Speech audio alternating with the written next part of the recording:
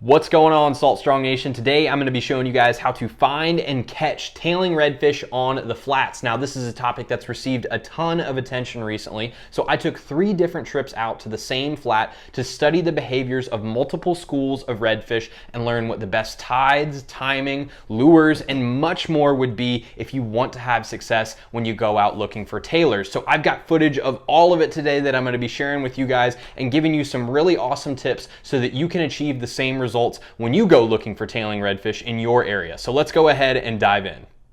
So the first and most important thing that these fish taught me was that timing is everything. Every single day that I went out, there was about a 30 to 45 minute window where I caught all of my fish. So it was very important for me to take notice of those patterns to understand why they were feeding. And I actually found some very interesting results. All of the fish were caught on incoming tides, as you're seeing here with the tide tables. And if you notice, the first fish that was caught every single day was caught at the beginning of that incoming tide. And if you use the tides as a reference point rather than the times, you'll notice that the first contact with these fish actually occurred at almost the exact same time every day. So if we take a look at the actual first contact, the first day that I went out on Thursday, it was 6:45. The next day on Friday, it was 7:30. And then the third day, which was Sunday, so I skipped a day, was 8:50. And if we were to go fishing on Saturday or look at when that feeding window had began, it likely would have been 30 to 45 minutes before that, because it would have been that exact same time frame that it had been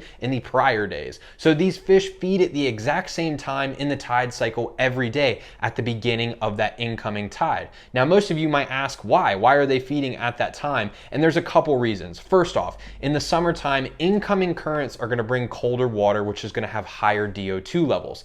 In the summertime, higher water temperatures translate to lower DO2 levels, and fish need DO2 to survive. DO2 is dissolved oxygen, and in the same way that you and I need oxygen, fish need DO2 to survive and hunt and move around. And they're going to move to different areas that have higher DO2 concentrations so that they can comfortably hunt. Now, not only that, but the rising tide on a flat that's very shallow is going to allow those fish to move in and comfortably hunt. But you can't forget that window is very small, so you need to be out there as that tide begins to rise, because if you get out too late, the tide's going to be too high, you're not going to be able to see their tails, and you're not going to be able to see exactly what they're doing, which actually leads into my next tip.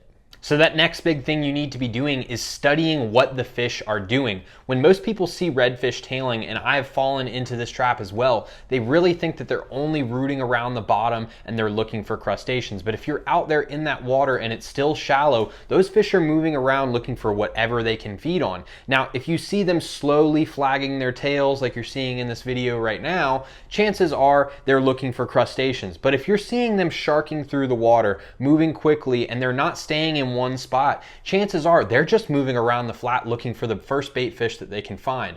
Another big thing you'll see is if the bait fish are jumping around in the water like you're seeing in this video right now, chances are they're getting chased by something. So observe those redfish's movements, see what they're doing. I wasted a lot of time the first 1 or 2 days that I was out there because I was throwing artificial shrimp lures and I wasn't getting much action. Now, when I switched to a bait fish imitation and I started using my paddle tails and my top waters, I started seeing action, and that's when I really found the pattern of those fish. So it's very important you pay attention to what it is they're doing. I'm going to show you guys a clip right now where I was very clearly able to see redfish tailing, but what I noticed was their tails were sharking through the water. I could actually see some of their back dorsal fins, in addition to their tail fins, moving through the water at a constant speed. If I had seen their tails sitting and not moving too much in the water and they were just kind of flagging a little bit, I would have thought they were going after crustaceans, but from the movements I could see, they were definitely after baitfish. So I tossed my top water over in that direction,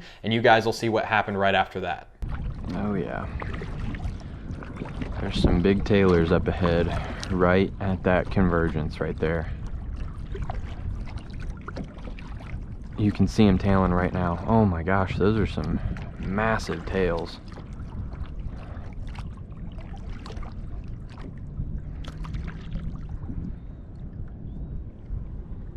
Oh yeah. Let's see if we can pick one up.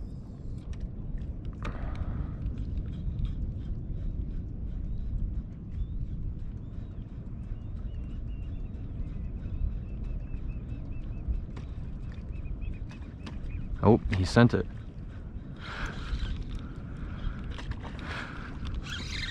There we go. That's a good sized fish. I hope he doesn't run into all those other ones.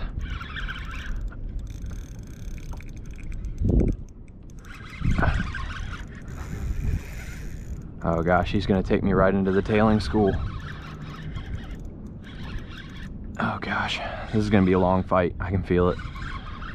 Take me away. Yes, go away from the school. Thank you. Haha. Come back and get those other ones later. No, no, no, no, no, no, no, no, no, no. Oh my goodness, he's got some power to him. So when you're fighting a big fish like this, you don't want to high stick it. You want to try and put your rod off to the right or the left to control the direction of the fish, but don't leave any slack in your line.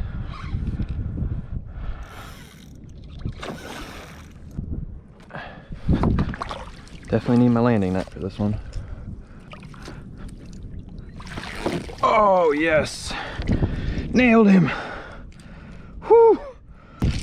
That is a giant redfish. Oh my gosh.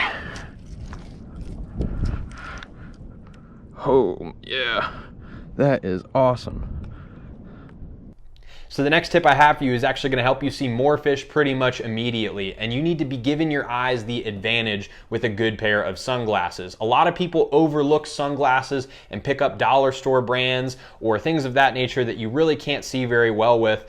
Invest in a good pair of sunglasses. A lot of people love to spend money on their rods and reels and their tackle, but you can go out, and if you can't find the fish, that fancy tackle, those fancy rods and reels aren't going to help you. Locating the fish, firstly, when you're sight fishing, you're going to be using your eyes. So if you have good sunglasses, I have these Smith's Guide choices, I can very clearly see in the water when there's any kind of disturbance, whether the sun is up or down. I can pick up different colors, different water movements, things of that nature, a lot better than I could with just my bare vision. Especially once the sun starts to rise, the glow or the pale nature of a redfish's tail, against some water that already has some sun on it, your peripheral vision won't even pick that up. Even if you're staring at that spot, you could miss it. But if you have these sunglasses on, you'll be able to clearly see what is sun glare and what is a redfish tail. So picking up some good sunglasses is probably one of the most important things you can do if you're going to be looking for tailing redfish. If you're trying to use just your eyes, maybe that might work in the early hours of the morning.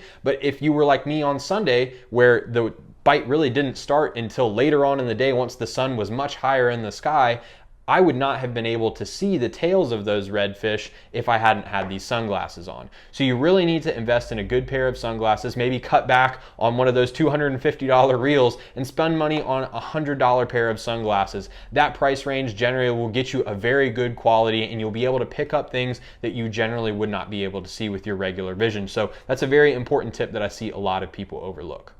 Now, I've given you guys a lot of tips today, and you've seen a little bit of the footage, but I want to show you guys some more of the catches so you can see just how productive these tips can be if you apply them on the water. So let's go ahead and take a look at some of those trips.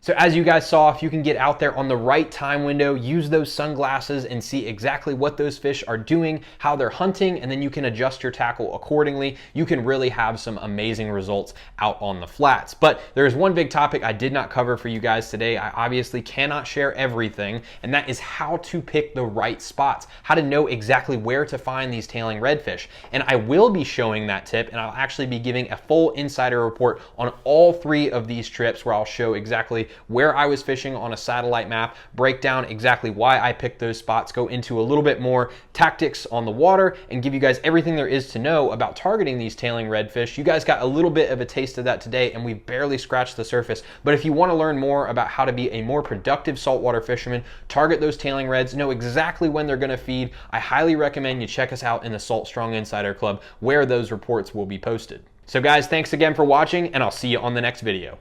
There's something about the water that'll give you peace, all by yourself or with your family.